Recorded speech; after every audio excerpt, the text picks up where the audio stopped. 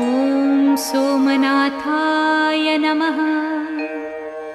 ॐ मल्लिकार्जुनाय नमः। ॐ महाकालेश्वराय नमः। ॐ ओंकारेश्वराय नमः। ॐ वैद्यनाथाय नमः। ॐ भीमशंकराय नमः। ॐ रामेश्वराय नमः। ॐ नागेश्वराय नमः। ॐ विश्वेश्वराय नमः।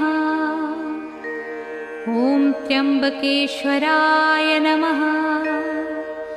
ॐ केदारेश्वराय नमः। ॐ भुस्मेश्वराय नमः।